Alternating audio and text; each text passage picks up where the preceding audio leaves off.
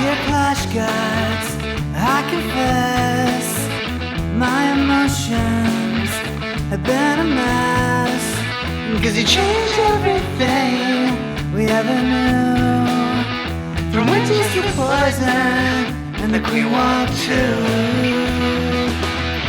Whoa, I've been wrong, I was wrong. Been a town hall night, way too long. Getting hogs and Valkyries.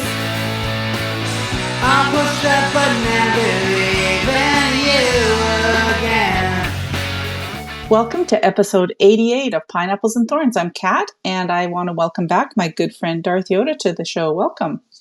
Hey, Kat. Thanks for having me on again. I appreciate it. Feels like it's been a minute since the last time I've been on. It has been a while, hasn't it?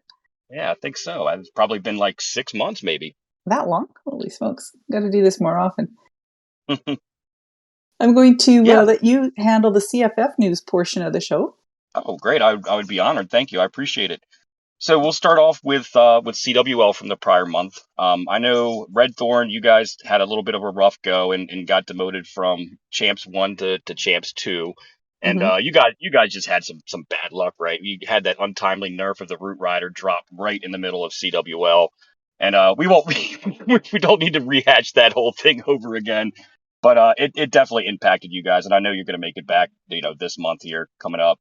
As far as SOG went, we had a good month in CWL. We actually promoted back into Champs 1, Nice. which was something that we were all really, really pleased about. The team did an excellent job preparing and fighting through it, and even with the Root Rider nerf, we were able to prevail and promote. So that was really good.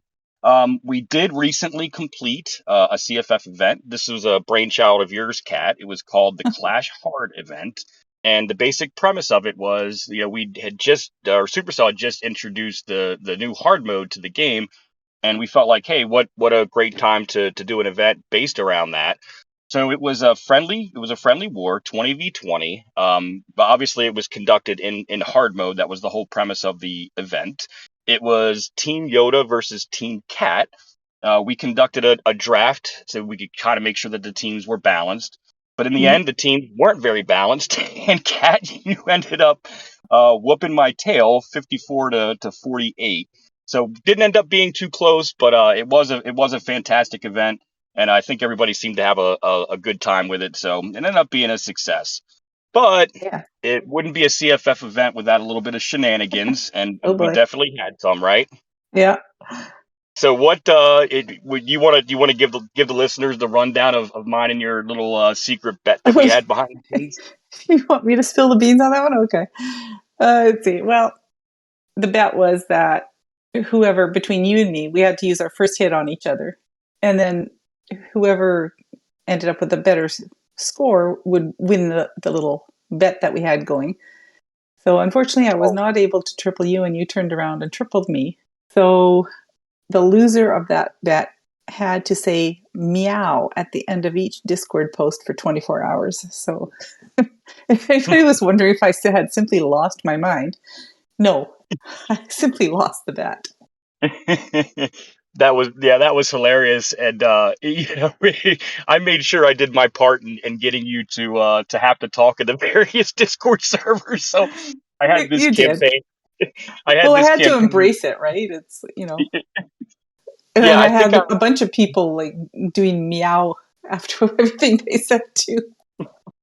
Yeah, that was hilarious. People started catching on, and they just started randomly doing it. So that ended up being a pretty fun portion of the whole event. And I think I even tagged you over in the Supercell official Discord server, didn't I? You did. Yes, you did, and I had to answer with a meow. But you were a good sport about it, and the event was a lot of fun. It was. So also in addition to that, SOG recently we went for our 800th war win, and we invited a bunch of special guests to come over and hang out with us for that. We did get it on our first try, so that was excellent. And I will mention the folks that came over a little bit later when we do our shout outs, but it was a lot of fun. I was just really proud and grateful to have so many amazing friends that came over to join us for that event. And yeah, we won, so it was fantastic. Woo-hoo. Woohoo! And then also, so on the esports side, a little bit of news to share. So for last month, which would have been the June qualifier, we entered two teams again, like we had been in the prior month. So we had Pulsar and QZar, both going at it in the world qualifiers. QZar had a little bit of a rough go. They started kind of late. They had some scheduling issues, and ended up they weren't able to qualify. But they still had a decent run. I think they finished like in the top 200 in the world, which is obviously fantastic. And then Pulsar, that's the team that Kat, you and I are on. Hmm. We had a really good month in the qualifiers. We actually, for the first time, we made it to stage two, and we were able to play in that round of the tournament. And that was certainly that was a fun exercise, and I know everybody had a great time. So the result was we actually did quite well in stage two as well. We made it to round four. It's a double elimination, so if you lose two matches, you're out.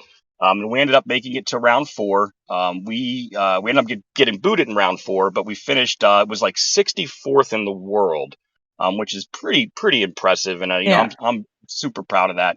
And just a little fun side note: the only team that beat us during the ladder stage, we actually faced them. It was Joe Esports, and we actually faced them again in stage two, and we beat them. So we got our redemption. So that was huge. That felt good. Yeah, it did, didn't it? All right, so we do have a couple of events that are going to be coming up in the CFF that I wanted to kind of briefly cover. So first up, we have Nigerian Army. They used to do a monthly 50v war, typically like right after CWL, and they would invite a bunch of friends would come over and everybody would hang out and do this war. And they're talking about starting that up again. So I think that is something that we can look forward to, and hopefully they do it, because I remember it being a lot of fun. I'm sure you probably participated in a couple of those, didn't you, Kat? Oh yeah, yeah. 50s are always so much fun. Yep. And then so lastly, we have Sky and Barky Productions. They're working on an upcoming event called the King of the Hill Going Hard, and this is going to be a knockout style of event, using the hard mode and FCs, and the premise of it is very similar to, if you remember, Kat, what we did with the Valentine's Day Massacre event that we had, Hmm. uh, where there's this, everybody posts an FC, and then everybody attacks the FC above them, and there's a certain threshold percentage wise that you need to meet in order to move on to the next round. And then after that round is completed, you raise the threshold and you just keep going through until ultimately there's a winner. So I know that they're working on that. More details will come out later, but I know that they're shooting for the first Sunday in August for that event is when that's going to take place. That And sounds like a lot of fun. yeah, I think it's going to be. There seemed to be some excitement in our leadership chat regarding that, so I think it's going to be pretty cool. All right, yeah, and that's it. That wraps up the CFF news. So I know that I think we've got a topic today that the listeners are going to enjoy. So let's get into it. What do you got for me? All right. Well, first of all, let's get a bit of a brief refresh on you, where you're currently playing and how many accounts you play and what town hall levels. Sure. So I used to kind of spread myself around, and I was in multiple clans, but I was just I was I was just pulling myself too thin. And I wasn't being a very good clanmate, and I'd have people, send me a DM to have to remind me about war hits and things like that.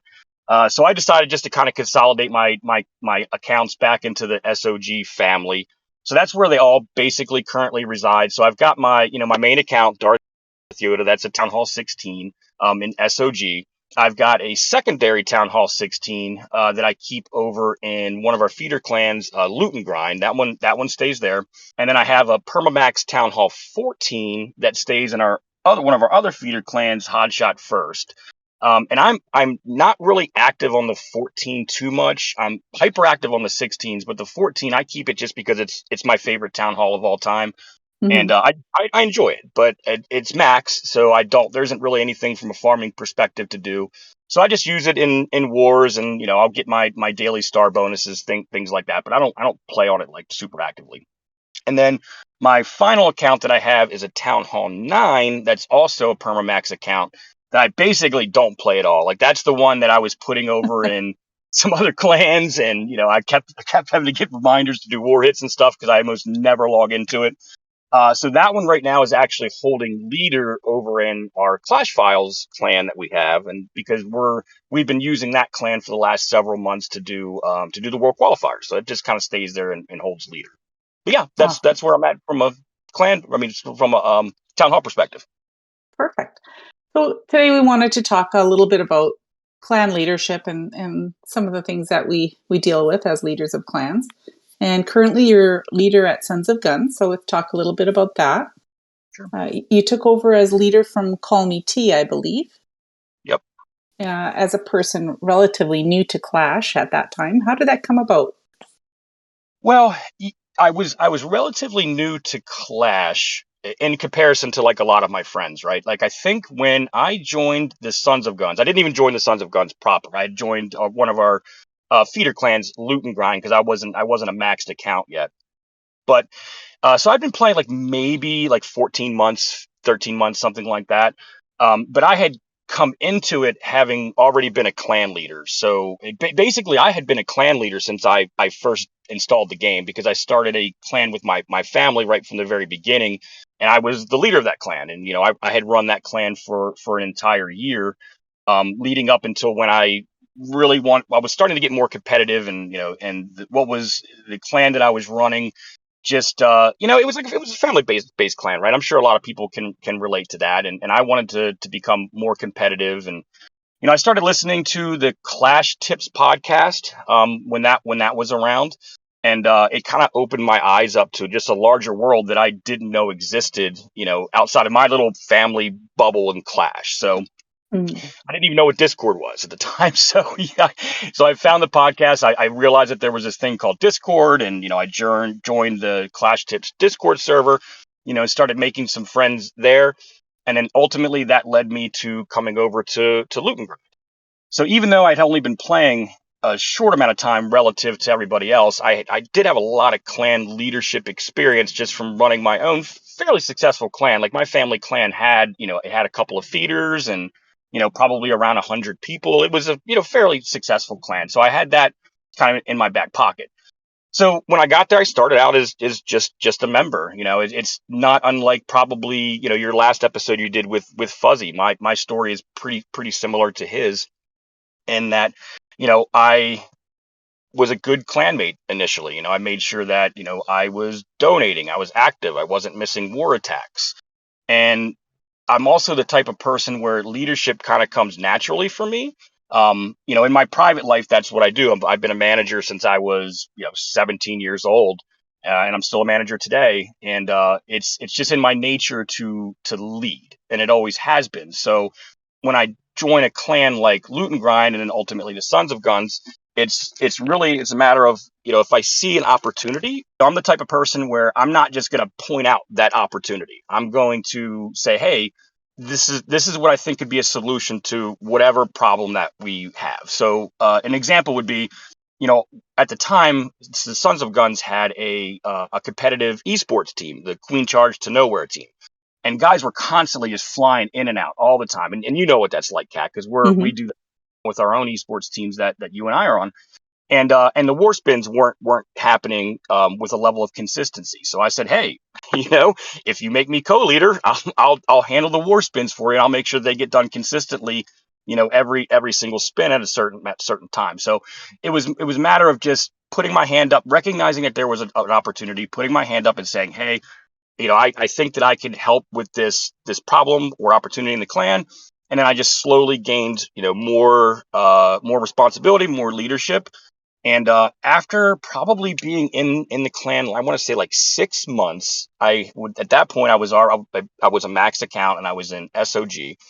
And at the time, we were in a clan alliance called EYG, and T was taking on a larger role within EYG. They had a board of directors because at the time it was a very large clan alliance.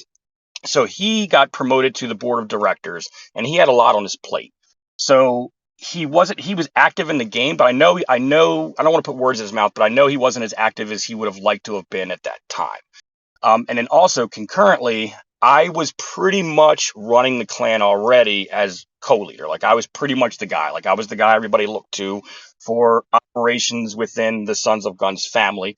So it was just it felt like a transition that was smooth and necessary at the time. And he said, "Hey, you're already pretty much already doing the job. How do you feel about taking on as leader of the Sons of Guns?" And I was absolutely honored, scared because T's trying to fill T's shoes is not an easy task. It can be pretty daunting, but but I chose to accept it, and here we are today. Awesome. That's a great story. So we know leadership, you have a lot on your plate. It's not all a bed of roses. You have to, you have to manage not just the clan itself, but your own leadership team. You have to hold people accountable when necessary. How do you manage your leadership team, especially when you need to have those difficult decisions about removing someone from leadership? Yeah, that's one of the worst parts of the job. So in the Sons of Guns, I run our leadership team like I would run a business. So in order to be able to, it's a huge operation, right? We have over 150 individual members of the Sons of Guns family. So in order to spread the workload around evenly and help do my part to make sure there's no burnout, every co-leader in the Sons of Guns has a job. Like they have a specific role that they need to fill within the family itself. So you've got a clan leader assigned for each clan. You've got somebody that runs the random spins in each of the clans. I've got somebody that their responsibility is just to handle the CWL rosters. I've got somebody that just handles esports, and I've got another person that runs our monthly 1v1 tournament, et cetera. So everybody has a role. So because of that, when somebody is struggling within their role, it's easy to be able to identify, right? Like for Mm-hmm. example, and I'm just making this up, but the signups didn't get started or got started late for the 1v1. Well, guess what? I know exactly whose responsibility that is. So I may need to go have a conversation with that individual. So I could pretty easily identify where there's potential problems because of that role definition that everybody has. So what do I do when when there is a problem, right? Because it happens. We're all humans, and what I would say is every situation is different, right? Having a difficult conversation with one of my co-leaders it's hard because they're my friends. We've been playing this game together for years. So when I've got to tell them something that they don't potentially want to hear, it's hard, right? It's not Definitely. something, yeah, it's not something that I take pleasure in.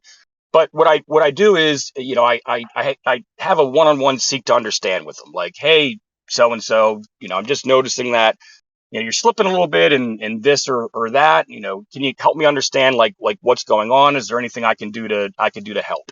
And Mm-hmm. then we'll take it from there and see how the conversation goes. In a lot of cases, there's stuff that I didn't know about that I'll learn. Like there could be stuff going on at home or at work, or maybe they're burnt out in the game. There's all different ways that conversation can go, and you have to just roll with it, offer advice, and then sometimes you got to make the difficult decision to move on and either change roles or completely demote somebody out of the leadership. But I pride myself on the fact that it wouldn't be something that would be sudden. Like they would know it was coming because of the feedback that I give them. Does that make sense? Yeah, totally. That's always something that, I mean, as a leader, I also struggle with is, you have this group of people and you've been playing the game with them for such a long time and they become your friends. Yep. And so then if they're just, they're not fulfilling that role, you don't want to make them feel bad, but as a leader, you also need help in managing the day-to-day stuff. So if they're not interested in that role anymore, that is a time to have that conversation perhaps and just say, hey, would you be happy? Most of the time they're all like, yeah, I'd be super happy just to be an elder in the clan with no responsibility. Yep. So kind of a similar question for membership. How do you handle when you have to thin the herd, so to speak, to make room for more active members? Because, people, they lose interest in the game and they neglect to tell you that they're no longer playing, and you look and you see, well, so and so hasn't been on for more than 7 days. Do you give them an option to move to a different clan, or do you just like move them out. Yeah. So in SOG, we've never actually booted out anybody. We simply promote them to clanless. That's what we do. But to answer your question, so this one hits a little close to home because in SOG, we recently we had an opportunity where the clans were 100% full, and I mean full. Like all the alts were already out. That's 150 actual individuals in the clan, and then we had like something crazy like 7 interviews open interviews with people who were trying to join. So at that point, I was like, okay, we got to put the brakes on this thing. We've got a problem here, right? So the first thing that we did is we shut off recruitment over on the CFF side so that no more people could apply. And then Mhm. we had to look at it and go, okay, well, what do we do? And there were, certain people within my leadership team who said, oh, well, we'll just make another clan, right? And I'm adamantly against that because it's already hard enough when you've got 3 full clans with 150 people just managing the day to day of that. Like, I don't want to have Mhm. SOD 12 down the road, right? It's just, Exactly. that's not what I wanted to do. So then what do you do, right? We've got to do something. So, we had to thin the herd. Like the way that you phrased it is exactly how I would put it. Like we had to take a look internally and see, who is not being a good clanmate, like who doesn't deserve to be on the team. Like we've got, it doesn't make any sense if we would have people in the clan that weren't being good clanmates, yet we had people banging down our door to join us, right? That doesn't make any sense. Yeah. So the very first step of the process is that you got to make sure that they're aware of what the expectations are. Like we do set the expectations. We have our rules, and we set it up front with them when they join. But people forget over time, right? So before we decided to start just randomly booting people out, the very first thing that we did is we sent out a communication with expectations, and it was things like, don't stack donations, don't miss your war hits, don't be an asshole. That was a big one. And if anybody Mhm. needs any definition on what an asshole is or further explanation, tag Ace on Discord. He is an expert and he'll help you out. But no, joking aside, we level set expectations. So we sent that out and we're like, okay, let's give it 3 or 4 days. Let's run through a couple of wars and let's see, how the membership does. And then, inevitably, when you're a clan as large as ours, we did have people. Nobody was an asshole, thankfully, but we did have people stacking donations. We did have people missing war hits. So at that point, hey, we had given them fair warning. So it was just, we promoted them to clanless, and that was it. We didn't, Mhm. if I'm not going to be a good clanmate, I'm not going to pass a problem on to another clan. So I'm not going to go, hey, well, good luck, go find another CFF clan. No, it's just you're booted. This is the reason that you were booted. And you're welcome to reapply if you decide to change your behavior in the future. And then we just started kicking people out, and we got our numbers back down to a more manageable levels, so that way we could reopen back up recruiting and start, backfilling those kind of clanmates that weren't very good with new fresh blood coming in from the outside. Yeah, it's and on the one hand, it's a great problem to have when you're overflowing with good members, and you can't accept anybody else in. So, what kind of qualities are you looking for when you're looking to promote someone to an elder or co-leader in the SOG group? Yeah. So the first thing that I look for is, are they willing to do the job? Like, do they want to do the job? That's the very first thing I look for.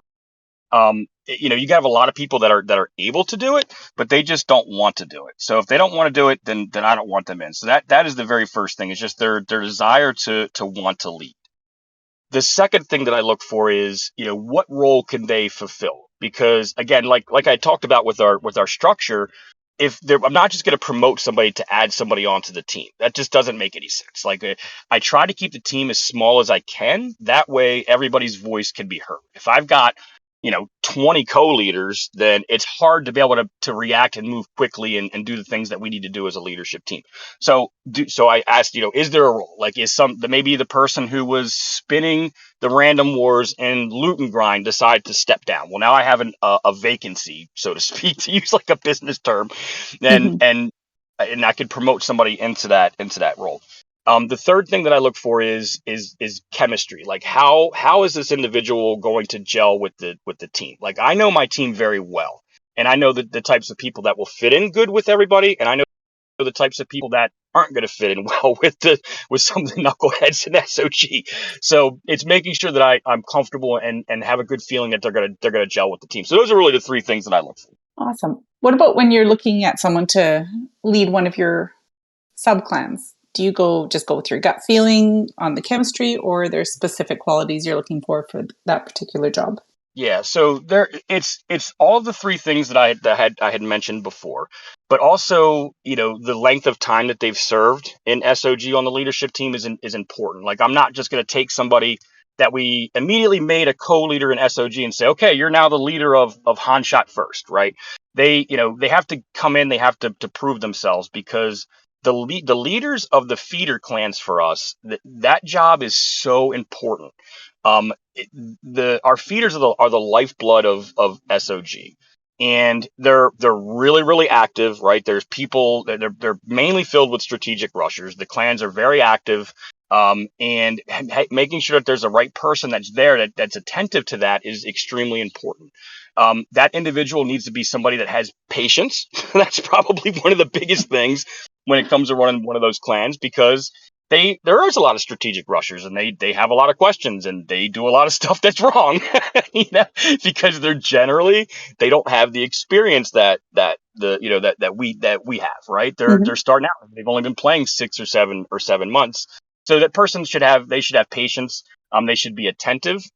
They should be organized. And again, most importantly, want to do the job. Like, they should take pride in, hey, I'm the leader of Loot and Grind, or I'm the leader of Han Shot First.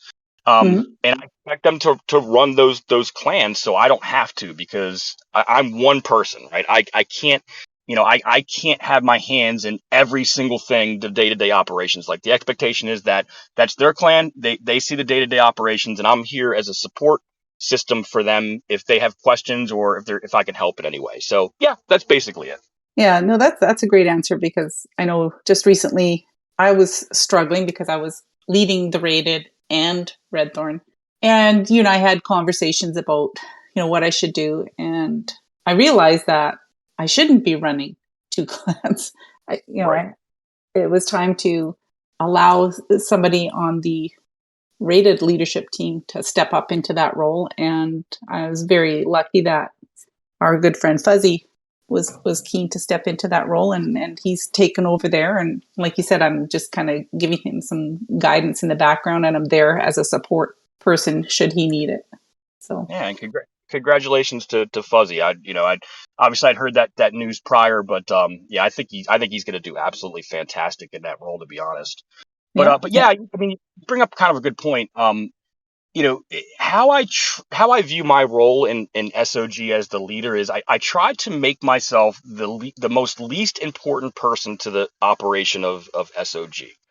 Um, if I'm successful in that, if I got hit by a bus tomorrow, guess what? The wars are still getting spun. We're still running our tournaments every month. We're still going to have CWL rosters are going to be out. Like, SOG is still going to function. So, and I think that that's very important. It's not tied to the operations of SOG isn't tied to a single individual. So Mm-hmm. that's important. And then the added benefit to that is just simply balance for me, right? Because I enjoy playing the game. Like, that's why I'm here. That's why I'm on a podcast. That's why I'm the leader of SOG, because I enjoy the game. So I want to be able to play the game and not have 90% of what I do be all administration. I want to be Agree. able to have how to do what I enjoy, which is to sit down and play the game. So I think by having those defined roles and me being the least important person to the operation, that allows me to be able to do that. And I think that's a great point there about being the least important part of the operation, because I have seen clans where the leader either quits the game or unfortunately passes away or something, and the clan can't function anymore because that person was sort of like the person in control completely. Nobody else had functions within the management of that clan, and it just all falls apart. So yeah, I really like how you've modeled SOG. Yeah. Yeah, I know it, and it's not. There's not necessarily a wrong or right way to do it, right? I know a lot of successful clans where the leader is the heart and soul of that clan, and Mm-hmm. if that works for them, I think that's great. Like, the way we do it isn't necessarily necessarily the best way, but it's the way that works for us. Oh, for sure. Let's talk a little bit about recruiting. You have the amazing Call Me T in SOG. We've had the privilege of having him on the pod previously to discuss his strategic rushing guide. How do you accommodate the strategic rushers wanting to apply to your clan group and that are active in your clan group? And what do you feel they add as far as value? Yeah, so strategic rushing it's been a part of SOG for a long, long time. Like that, like it's in our blood, right? And it all starts with T. Like I'm sure the listeners know, but in case that there's some that don't, he wrote what's called the Strategic Rushing Bible, it was actually voted the #1 Clash guide on Reddit last year. He had his own podcast where he talked about strategic rushing. So it's something that has just been a part of SOG for a long time. And I can tell you that it has been, as far as like the strategic rushers and the value that they bring to the clan. Um, they bring a tremendous amount of value. All right. First off, they're typically hyperactive, right? They're Mm-hmm. eager to learn. They're asking questions. They're talking in game. They're talking on Discord. They're always on farming. And I think I might have mentioned this to you previously, Kat, but things like clan games, whereas clans may struggle to get it done within the allotted amount of time. In our farming clans, so our lower clans, so Hanshot First and Loot and Grind, those guys will get clan games done in hours, not days. Like I'll log on in the morning and go, how is clan games already maxed? Because they're farming, they're active. They bring a level of excitement and engagement that I think is really critical for a clan, especially. And I know we might get into this a little bit when we talk about the clan leadership piece of it, but when you have an older clan that's been around a long time, and the members have all been around a long time, you can start to have that lack of engagement, that lack of excitement, and having strategic rushers in your clan brings that. The other thing that it feeds into your main clan, right? So eventually, like I might take in a town hall. I think our lowest that we take in right now in Han is a town hall 11. So I might take in a town hall 11 that's rushed today. Well, guess what? In 6 months from now, that town hall 11 is going to be in Loot and Grind. Okay. 6 months later, that town hall 16 could potentially move into SOG.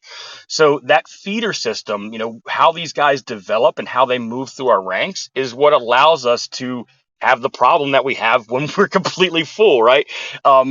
So they bring a tremendous amount of value.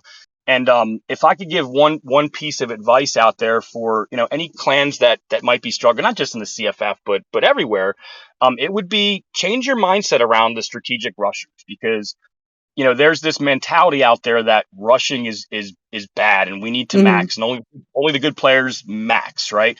And it's just outdated thinking. Now, what I would tell you is there is a big difference between a strategic rusher and somebody that's just haphazardly keeps upgrading their town hall because they want to get to 16 as quickly as possible, right?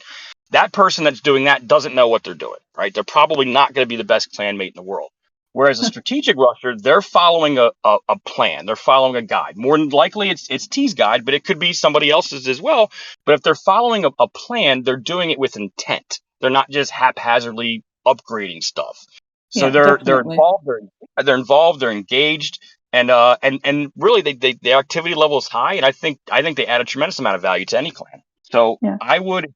best advice I can give out there would be, if you're running a clan and you're struggling right now a little bit, open up the floodgates, post that you're accepting strategic rushers, and I can guarantee you could turn your clan around in a matter of months. Definitely. And if anyone's curious as to what exactly the Rush Guide entails, it is listed in the CFF server. It's available to download. It's also on Reddit and probably in multiple other places. And T keeps it up to date with all the new stuff coming in. It's an amazing amount of work that he's put into it. Yep, 100%. That's what I followed, and I managed to take an account from scratch to 100% max in 18 months, which is pretty darn fast. That is incredible. And another thing that's really nice is T is really active in the CFF server. He's always interacting with the strategic rushers and answering their questions. Don't ping him. Um, he did make an interesting observation in the server the other day. He said there is a disconnect between what Clash pretends to be, which is a skill-based, high-stakes strategy game, and what it actually is. And that's a phone game designed to vacuum up player cache and entertain millions upon millions of players who will functionally never look up a guide, watch a YouTube strategy video, check Reddit, or anything else other than maybe best army comp for X Town Hall. Do you agree or disagree with that? Well, I certainly thought it was an interesting take. While I don't think that he is wrong. Um, I think it's not one or the other. I think it's both. I think both things exist in the game concurrently. So you have the by far the largest segment. He is correct. The largest segment of Clash players are very, very casual. They're logging into the game. They're doing their farming. They're advancing their accounts, and they may do war hits. They may not. And I think that's the vast majority. So in that respect, he's correct. But there is the strategic part of Clash that exists, right? There is a large number of the player base that is competitive, that is a part of clans like the Sons of Guns or Red Thorn, right? They're like Mm-hmm. we exist because there is a big strategy aspect to the game. I mean, look, you and I are doing a podcast about it, right? So there are plenty of people that take the game a heck of a lot more serious than just your casual, player base that's just logging in to do their farming. There's, we've got an esports team. There's that whole side of it. So I think that it both exists together at the same time, which is why it's always so difficult for Supercell to maintain a level of balance in the game that keeps Mm-hmm. everybody right. And I know we're going to get into hard mode here in a little bit, but yeah, I think I think that's one of the biggest challenges is you have these two sides, right? You've got the very, very casual people that make up the majority of the population, and then you have people like us on the other side who take the game very seriously and do things like come on a podcast to talk about it. It's true. Yeah, it can't be easy for the devs to sit there and we have to make uh, you know the the so-called pro players who are I mean they could triple something with just their heroes and a couple of super barbs, Uh-huh. and versus like the people who log on to play after a hard day of work and they just want to use something spammy and get the job done for their team. So it's it's a difficult task they have for sure. So one thing is that the last several months have been pretty chaotic. They introduced some new troops and a bunch of nerfs, and we've heard that morale in a lot of clans went from super high post Town Hall 15, introducing super strong troops in Town Hall 16, to a record low with the most recent nerf on the Root Rider. As a leader, how do you keep the clan from just mass rage quitting when stuff like this happens? Yeah. So, um, first thing is I learned from my mistakes. So there was, Kat, you and I had talked about this, but there was if you remember back at Town Hall 15, right at the very peak of the Town Hall 15 nastiness, right, where it was hard, right? It was Mm-hmm. very, very hard, and a lot of people were frustrated. A lot of people were quitting the game, and then Supercell decided to drop a nerf on basically what was almost the only viable strategy to be able to triple back then, which was to run a Sarch blimp. Yeah. And right in the middle of that nastiness, Supercell drops this nerf on the Sarch blimp, making Town Hall 15 significantly more hard. And the reason I bring this up is because of the way I reacted to it. So I was angry, right? I was really angry that they did this, and I posted my frustration anywhere to anybody that would listen to what I had to say. So whether that was on a podcast, whether that was on Discord servers, whether that was sending emails to Supercell, right? I was livid, and this is the reason I bring this up, because what happens in a clan is the clan is going to feed off of the leader's energy. So when I reacted that way, guess what the clan did? They followed in suit, right? So, Mm-hmm. Yoda is upset. The world is falling. Oh my gosh. And people started feeding into that and reacting to the same way that I did. So I did that wrong, right? I could have handled that situation a lot better than I did. So when things like the Root Rider nerf happen or anything else happens, what I've learned is just to maintain an even keel, right? There's going to be times where Supercell is going to do something that we like. There's going to be times to do something that we don't like, and not to get too high or too low because the clan is going to feed off of the leader's energy. So it's important that you just maintain kind of that much of a level balance as you can. And if you're able to do that successfully, then you're not going to have this massive, all the whole clan wants to quit or a big divide because they're going to feed off of your energy, if that makes sense. I totally agree, because I know I really enjoyed using the Root Rider comps, and I was having a lot of fun with it. And then when they did that last nerf, it really upset me, not just because they nerfed the troop itself, but the timing and everything like that. So I was really, like you said, angry and frustrated. And I think, I think the clan did pick up on that. So, that is on me to contain my frustration with Supercell and try and maintain that even keel so that everybody else doesn't feel my frustration, so to speak. Yeah, and look, I mean, I learned from my own mistakes, right? Because I reacted to it very similar, probably even worse than what you did. Like I was really really angry, like to the point where I felt like I wanted to quit the game myself. But yeah, Mm-hmm. I think you live and learn, right? I think that's an important quality of a leader, is being able to recognize that, hey, I could have handled this situation better, and then hopefully in the future, you learn from those mistakes and get better as a leader. Definitely. Because it can also cause issues, not just in a single clan, but in a family of clans such as the CFF. Leadership works to, rally the membership, keep everybody upbeat. Have you noticed a decline in enthusiasm for the game in the family at large since that last nerf? I have. It's unfortunate. I think you and I both would agree that there has been a little bit of a decline in the activity level of leadership within our clan alliance, and certainly in other clan alliances as well. And I think one of the root causes of that is just the sheer amount of stuff to do in game. Like it can, Mm-hmm. it's getting to the point where it can be exhausting, trying to keep up with everything, all the equipment, all the different events. And then if, chances are, if you're a leader of a CFF clan, you've been playing the game a long time and you probably have a lot of accounts, right? And I think that Mm-hmm. plays a part too, because that exacerbates the problem, because now you're trying to keep up with all this stuff over 6, 7 different accounts, and it creates burnout for individuals. And I do think that we're experiencing some of that in the CFF right now, unfortunately. Yeah, it's a little overwhelming. I mean, I have, let me think, 6 or 7 accounts. I can't even remember at the moment. I've got 2 16s, a 15, 14, and a bunch of 9s. And at first I was trying to do ore wars on all of them and keep the equipment, make sure I got all the special equipment every month. And lately I log into my 3 main accounts, and I'll check in on the other ones maybe once a week, but I just can't keep up on all of them. And I agree. I think there's just so many events in game.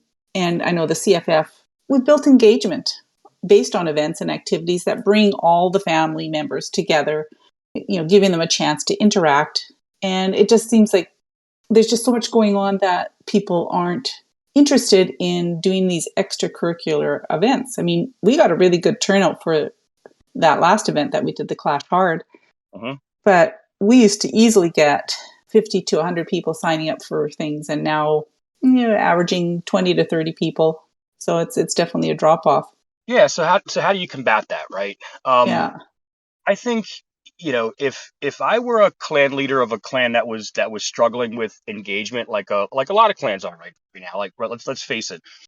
I would look to bring in new life into the leadership team. I think, in a lot of cases, you have leaders who have been playing this game for so long, and they get bored, they get disengaged. And I think a way that you can fix it is, look at those people who are up and comers in the clan, who is really active, who is really excited, and bring them onto your leadership team. Because I think if you do that, you would reinvigorate your leadership team, and by reinvigorating your leadership team, that in turn is going to reinvigorate the clan. No, I like that idea, because I think you're right. It's us long timers, as lifers. You kind of get caught up in the day-to-day grind of running the clans and getting your legend hits in, and then you lose that excitement that you had when you first started playing, right? Where it's like, yeah, I want to FC and I want to learn new attacks and I want to get involved in these events. So yeah, bringing some new blood into the leadership team really makes sense. Yeah. Another thing that kind of invigorates clans is clash drama. So Oh, yeah.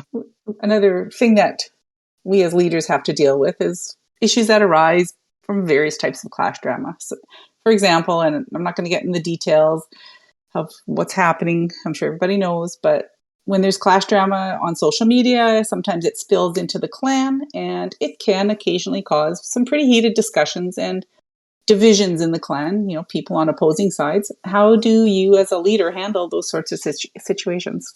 Yeah. So I think the very first thing is the point that I had already made, which is you yourself as a leader, making sure that you're keeping yourself level, right? You're not immediately jumping onto one side or the other. You're remaining that kind of even keel. I think that's the number one thing that you can do, right? Even if you do that, you are still going to have people that are going to get upset over whatever situation is going on, right? And most of the time when there's a split, there's drama, there's something going on. Maybe it's within your clan, maybe it's all this external stuff that's kind of going on right now.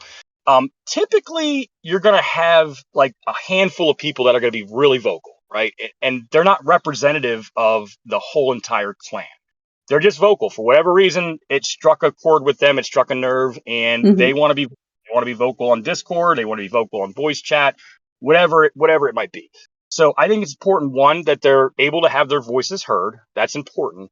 But two, we don't want to allow people who are being overly vocal or even combative to take over the whole conversation and represent the other 145 members of your clan.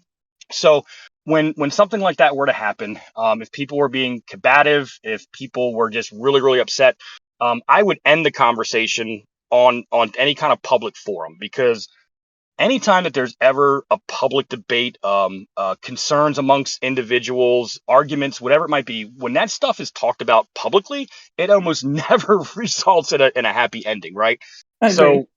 So what I do is I shut it down. Like, look, player A, player B, we're not talking about this anymore publicly. I'll fire up a group DM with them, and I'll say, okay, let's have it out. We'll talk about this in private, and we'll hatch this out, and we'll come to some level of resolution. And I think if you do that, it quiets everything down, right? So the other 145 people that don't care about whatever class trauma these 5 people are really upset about, they don't have to hear about this. It doesn't have to have an impact on their own opinion of the situation.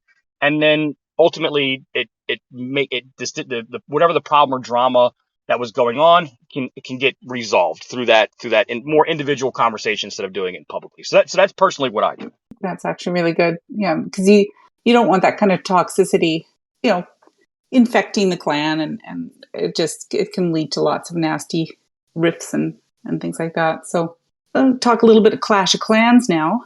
I want to touch briefly on the June streak event. There was a major glitch in that event.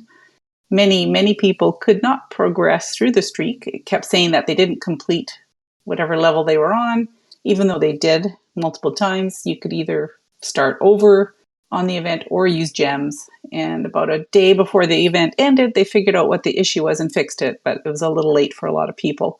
Yep. And they're running a 2 times loot event this weekend as we record. So as a sorry we messed up kind of apology, do you think that's good enough?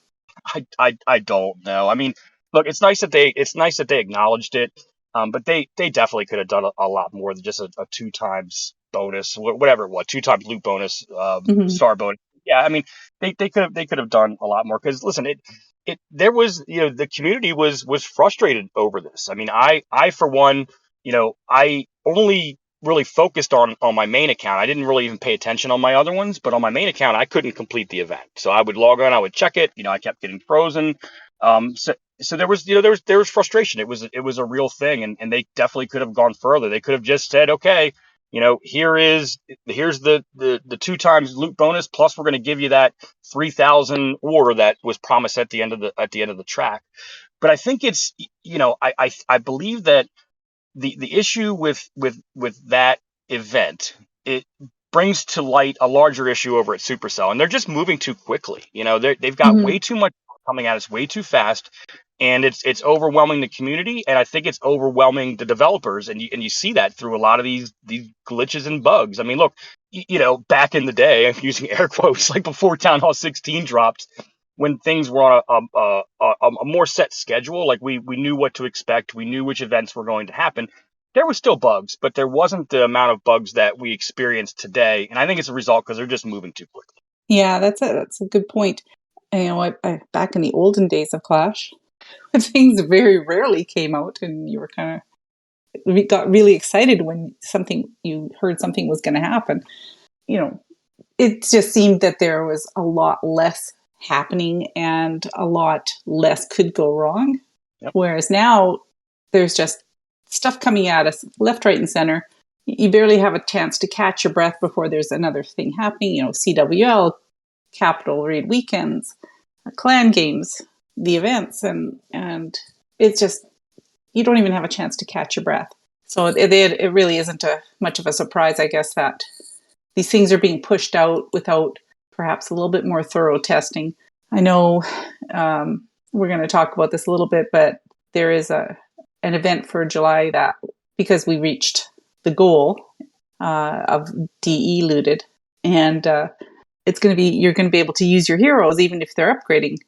And I know Itsu mentioned it on his video this morning. He's hoping that it works because he's a little concerned based on past experience that whether this is actually going to work or not. So fingers crossed. Right, exactly. So in June, they gave us a few things on the last update. They gave us tactical overview.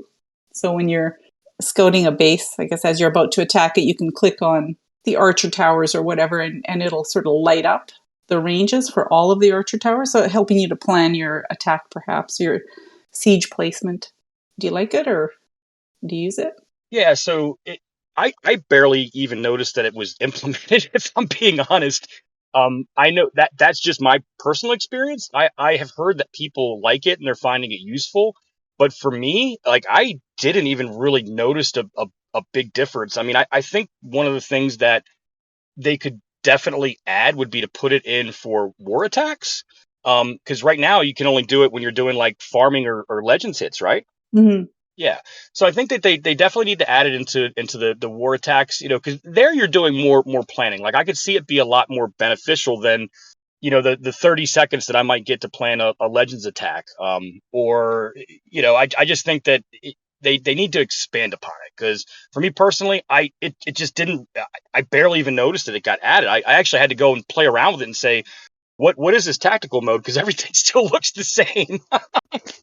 Yeah, I kind of forget to use it myself when I'm doing my legend hits, but I should practice around with it and see what it can do. The Apprentice Builder, 500 gems. Did you buy it? Like it? Hate it?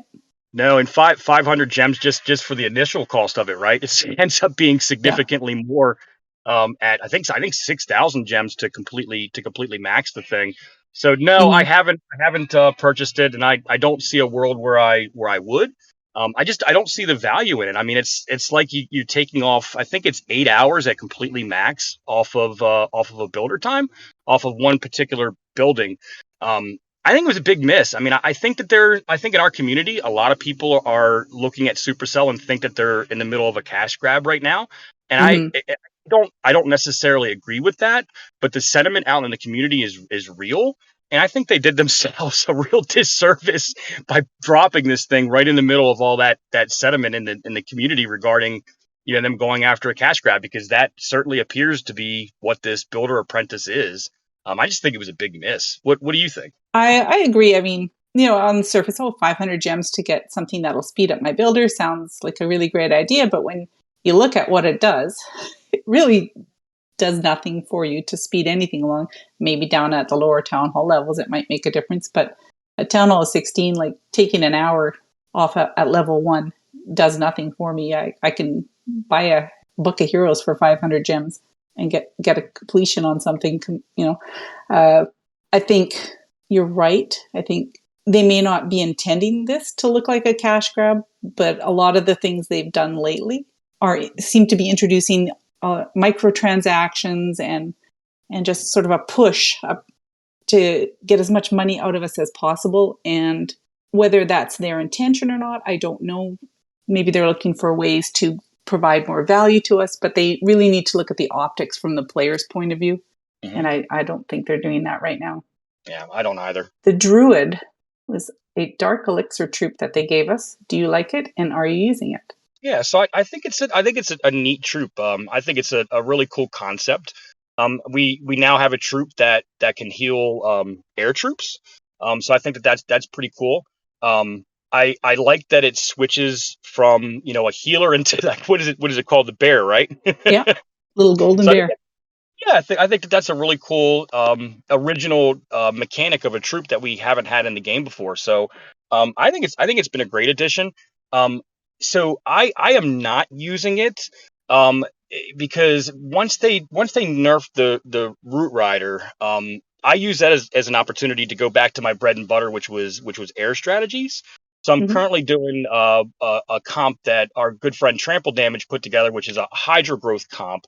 And the new troop just doesn't really fit well with air armies, because what ends up happening is it converts over to the bear, and the bear just sits there and it's just banging on some random walls. Because obviously when you're running an air strategy, you're not worrying about walls, so you're not taking super wall breakers or jump spells or anything like that. So it's not a troop that fits really well with what I do, but it is a very effective troop. Like, I'm seeing a lot of people in the Sons of Guns are using it with just about every single ground army that's out there. I see people obviously using it with Root Riders, but I'm seeing it with super bowlers, super bowler smash, and any other kind of ground strategies. It's a great addition to give yourself that little extra push, especially at the beginning of attack. So I think they kind of hit a home run with it, to be honest. Yeah, I'm really liking it. They also gave us hard mode, which some of the tournaments are implementing to use, and I've seen people using it on friendly challenges. Do you think it's hard enough, or is it too hard? Well, it's funny because you and I have a mutual friend, Lucario, and he coined the phrase medium mode. And I think that probably accurately describes where it's at. So I think it's a very, very welcome addition, but I don't think it went far enough. What I would like to see out of a hard mode would be something similar to what we experienced at Town Hall 15. Like, if you're looking for a challenge, like let's make it challenging, right? Let's make it challenging. And even though there's definitely a significant impact, there's a big difference between using normal mode and hard mode. And I actually have a little bit of hit rate data, because I took the opportunity when we were doing the Hard War event that we talked about at the top of the podcast, to record the hit rate data of everybody, since it was a lot of the people playing in that event that was their first time doing the hard mode. So collectively, both teams ended up with a 27% hit rate during that event. Okay. Now, I wanted to have a level of comparison to what we experienced in the hard war with the hit rate. So what I did is I took a look at SOG's hit rate, so that I looked at the current war that we were in, which obviously regular wars are played in normal mode, and our hit rate in SOG was 64%. So 64% in normal mode, and then when we played in hard mode in a hard event, the overall hit rate was 27%. So there is, even though I think that it needs to be harder, obviously there's a significant difference between the hard mode and then the normal mode. But that 27% hit rate, though, comes with a caveat. Like I talked about, that was in a lot of cases, that was the first time anybody had done hard mode. So I do expect the triple rates to actually climb as more people get accustomed to using it. But in my mind, I would like to see more of a Town Hall 15 feel, because it's like I wasn't a fan of Town Hall 15 like most people weren't. But since this is an optional mode, it should feel much more difficult than the normal mode.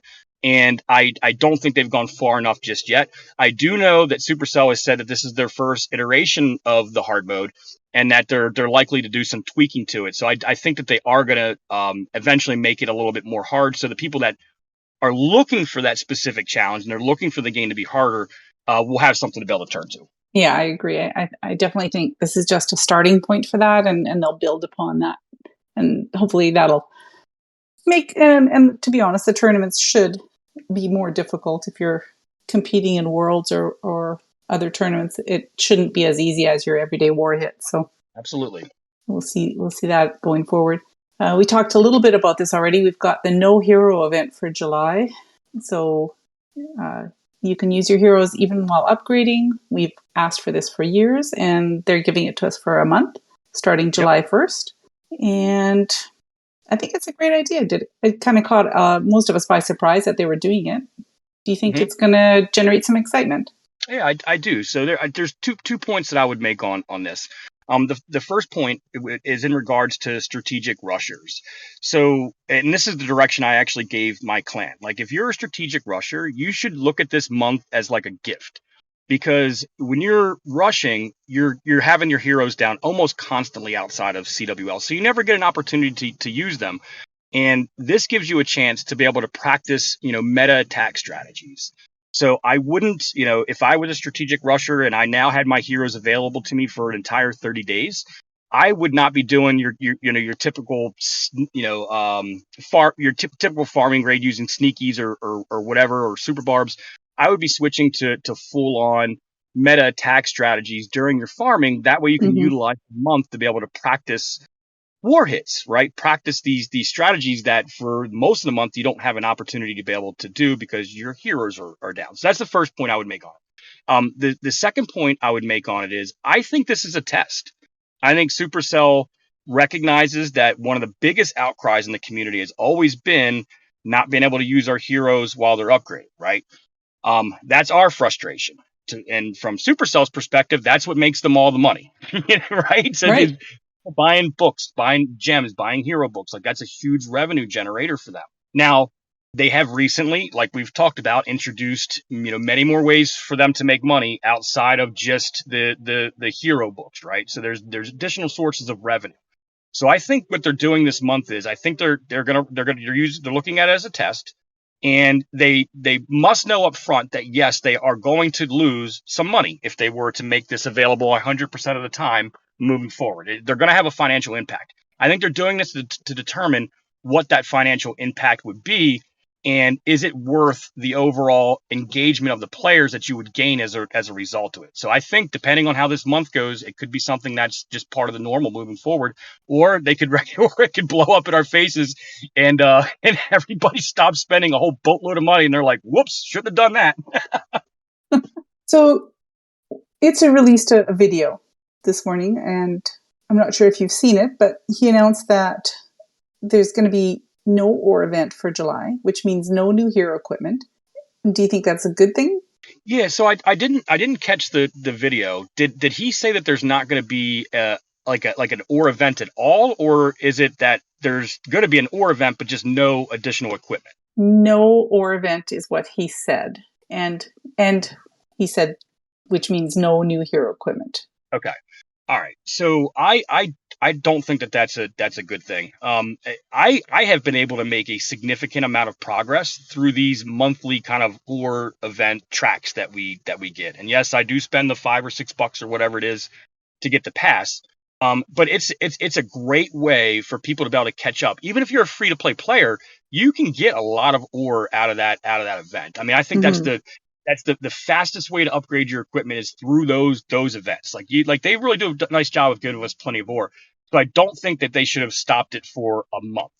What I do think they should do would be to not introduce another piece of equipment. So I forget what month this was, but they did run 1 month where they did the event, but didn't release the piece of equipment. And a lot of people got caught up because of that. They made a lot of progress on their accounts. So in my mind, in a perfect world, they would continue to do the event, allow us to get all those additional ores, whether you're free to play player or you're going to buy the pass. And then just don't give us the extra piece of equipment to allow everybody to catch up. Yeah. I have a feeling that they've got something else planned for July because isn't it Paris Olympics start in July? It does. Yep. And Yeah. so I would be surprised if they didn't have some kind of event planned. And that's probably why they aren't doing their regular event. Yep. I think that's a great call out. You could potentially be right. And another thing Itsu mentioned in his video is he talked about the need for scaling ore rewards. So the value of ore given is not equal between a Town Hall 8, for example, and a Town Hall 16. So he spoke about the recent streak event, how you, at the end of it, if you were able to complete it, you got 3,000 blue ore. And the value of that for, say, a Town Hall 8 is much different than it is for someone playing at Town Hall 16. What do you think? Yeah, I think he's spot on. I mean, I think that there's, it's I guess it's great, right? If you're a Town Hall 8 and you get all this tremendous amount of ore, you're able to make all of this progress. But the game is still about progression, right? Like that's drives a lot of the game. Not for me personally, because I've never been a farmer. That's not the aspect that I like. But the majority of the population, that's what they enjoy about the game. So if you're getting a tremendous amount of rewards early on, that's getting all of this progress, then you're not getting that satisfaction that you would get through making that process a little bit slower. And then on the flip side, what is a tremendous reward to a Town Hall 8 to a Town Hall 16 is could be a drop in the bucket. So like they do with a lot of things, like they do with loot, depending on what league you're in, it should be on a scalable system. So I think he's spot on, to be honest. Yeah, I'd really like to see the opportunity to earn more ore somehow in game, whether you're farming or in war. I think they do need to increase that slightly. There's a lot of, especially for free to play people, they're not purchasing those ore packs that come up, and a lot of the new equipment sits there in their storage, and they're missing out on being able to try some of these new meta attacks because they don't have the right equipment to do it. Yep. So it would be nice to see that. All right, let's move into the top five things that we think Supercell needs to address in game. What's your number 5? All right. So my number 5 is, and we've talked about it already, but they've got to add hard mode. One, they've got to make hard mode a little bit harder. But what I want them to do is to add it into Legends and add it into Champs CWL. I think that if you're pushing in Legends needs to be something where competitive people go. And right now, unless you're, super high up, you have Town Hall 14s and Town Hall 15s, and you have people that are there just to farm. And I think Legends should be about competition. And I would say the same thing about Champs. Like when you make it to Champs CWL, it should be a different experience. Like this is where the best of the best play. So I'd like to see them add hard mode for both Legends and Champs CWL. Interesting. Well, my 5 is a little more practical. Clan size. I'd like to see an option to purchase guest slots if your clan is full at 50. So, a lot of times SOG and Redthorn were full, 50 people. But we have friends who want to come over and do friendly challenges or something. It could be part of the clan perk system where you have the option to unlock guest slots or something. So I'd like to see that. Yeah, I think that's a fantastic idea. I mean, to your point, I have to actively make sure that SOG stays right around 48, 47 for that very reason that you're talking about. So I can always have a little bit of room for people who are coming and going from the clan. I think that's a great suggestion. I love it. Thank you. What's your number 4? All right, so number 4 for me, this is something that drives me absolutely bananas. Everybody's experienced it 1,000 times, and that's when you go to log into an account and you're under attack.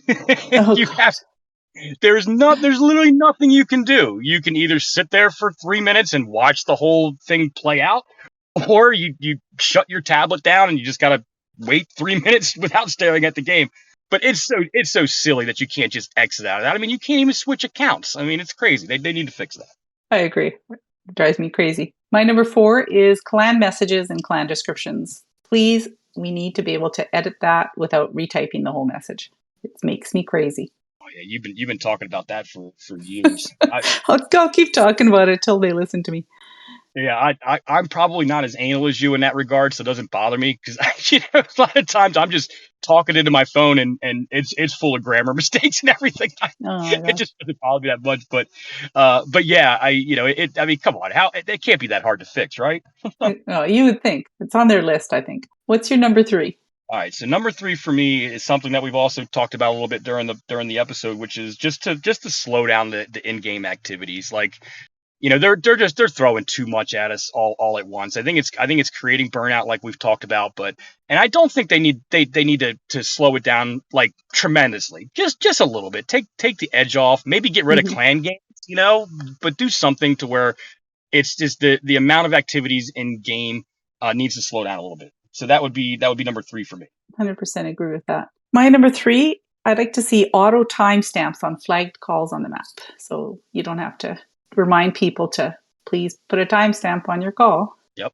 It should just automatically put that on there it'd be such a great war management tool. So I'd like to see that. Yeah, and I agree. And I didn't think about that. That's actually a great call out because one of the problems that we're having, well, not problems, I guess it depends on the way you look at it, but we're having so many perfect wars, right? That's just a Hmm. thing these days. And what ends up happening is somebody places a flag on a base. There's like 3 hours left, and it might be only one of two bases that still need to be tripled, and Yep. somebody's got a flag on it. So if it had an auto timestamp, then you could create a rule and say, hey, within this amount of time, anybody could hit that base. So I think your comment is more important now than ever with the way wars are going. So that's a good one. Thank you. What's your number two? All right, number two for me is get rid of the training times.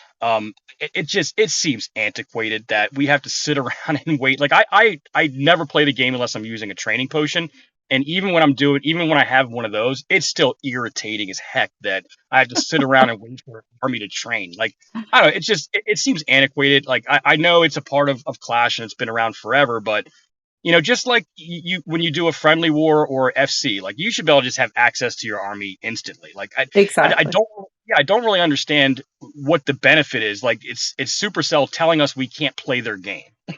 Like it doesn't make any sense. Like nope, you can't play. You can only play 30 minutes from now. It Yeah, just doesn't make you need to sense. So I get think up and go touch the grass for 20 minutes while your army cooks and then come back. right. I guess. What do you got? My number two is I'd like to see designated friend clans where you can chat in game with them. So, for SOG, you can have sort of a little group where you can interact with the people in HSF and Loot and Grind, all from your own clan where you don't have to hop back to Discord. So Yeah. you're sort of like a mini version of global, but just with designated clans. Yeah, I think that would be. I mean, especially when you think like the majority of the clans out there in the community is not SOG and Red Thorn, right? The majority of the Right. clans out there are smaller clans. They probably have never heard of Discord. So it would be great, especially for those guys. I think that would be an amazing addition. What's your number one? All right, so number one for me is they got to bring back Darien, in my opinion. Like it's all this nonsense that's going on out in the in the esports world right now, and the direction of the game has taken lately. I don't think that stuff would have happened under his watch. If I was the CEO of Supercell, I would be on the phone right now asking Darian what his number is to get him to come back. Like, what's your price? um, I think that we didn't realize what we had until we've gone like 6 months without having him on the team. So if the number one thing I could do would be I would bring back Darian. Well, I can't top that. My my number one is just recruiting tools. I'd like to see better recruiting tools in game, or some kind of recruiting tool in game, because nobody uses the one that they gave us. So that's Yeah, and my kind of pathetic follow up to your number one. I mean it's a good call out though. I mean it's unfortunately it's been something that they've been talking about implementing for a long time or fixing, and Hmm. it's I mean it's been like I've been playing the game going on almost 4 years now. It's never changed for the 4 years that I've been playing. Like it's been the No, same exact antiquated system. So I yeah, agree. I mean they've got to fix it. and many times it's been said, for all its faults, the old global system was the best recruiting tool they had. So let's jump into some shout outs. What have you got for shout outs, Yoda? All right, cool. Yeah, I alluded to it at the beginning, but I want to shout out everybody that came over for our 800 win war over in SOG. So I've got Kat, you were there. I really appreciate it. My good friend Ace, Trample Damage came down. Jalen, the OP Grom, Kelly Hammer, Cool Rick, and somehow we managed to even get C Note out of retirement to stop by for that war. And I had to put a little bit of a guilt trip on him, and I know you did too. And he did. He came out of retirement and showed up. So really appreciate him and everybody coming. It was a crazy spectacle because the war started super late. It was like 9 or 10 o'clock p.m. Eastern. And when I woke up the next morning, we had already perfected the war. Like I logged in, I looked it up, and I hadn't done any of my attacks. And I looked, let's check in and see how the war's going. And it was already perfect. So thank you to everybody who came out. You guys are super OP. It was a lot of fun. Yeah, it was. Next, and you had mentioned this already, Kat, but just want to give a shout out to Call Me T, and just all of his not only his efforts, what he does as a leader within SOG, but to your point earlier, just the amount of work that he does, answering questions in the CFF server, I know everybody really appreciates it. I appreciate it. I think it's one of the big reasons that the SOG is so successful and CFF is so successful because he's bringing all these people in and he makes time available to be able to talk to them and answer their questions. And I really appreciate everything he does around that. And he answers each and every question. Yep. Just a couple of rules in regards to T. Don't ping him. Never look him directly in the eye when you're asking a question, and certainly you must never feed him after midnight. So if you follow those 3 rules, you'll be fine asking him questions. Awesome. So another shout out I want to give is over to my good friend Ace. Again, to the listeners, if you need an explanation of what an asshole is, definitely ping him. But joking aside, the guy he's just been a friend of mine for years, and one of my dearest friends in game, and he always makes me laugh. If I'm having a bad day, I'll send him a message and he'll make me laugh, or he'll just randomly make me laugh by giving me a middle finger in some random server somewhere. I really appreciate my friend Ace. Do want to give a shout out to Team Pulsar for the excellent run that we had last month in the qualifier. So those people were Kat, of course, you. It was Michigan, Ace, Doc, and Maddie. Fantastic job. When this podcast airs, we are probably going to be right in the middle of the next ladder match. So hopefully we can repeat the same level of performance we did from the prior month. And then finally, Miss Kat, thank you again for having me on. It is always a big pleasure of mine when we do these, so I really appreciate it. Oh, my pleasure. Also, I'm going to shout out you first of all for coming on the show, and I also want to shout you out for everything you do for the CFF and in particular the esports teams. You do so much behind the scenes, and we really appreciate you. Also going to shout out Fuzzy. Congratulations on your promotion. Thank you for taking that on. And I know the Rated is in good hands with you. And I'm going to shout out Cool Rick and his crew at Reddit Talks Clash, C Note of Clash Tours, and Trample Damage from Inside Clash. I've heard there are some shenanigans afoot. Stay tuned to find out exactly what is going down with them all. Oh, Lord. And thank you, everyone, for listening. The CFF is a family of clans who love to play various games such as Clash of Clans, Clash Royale, and others. You can send questions or comments to us on Twitter at RedthornCOC. To get more information on our clans, events, and podcasts, join the CFF Discord at discord.gg/clashfiles. Dear Clash Gods, I confess my emotions have been a mess, because you changed everything we ever knew, from witches to poison and the Queen Walk 2.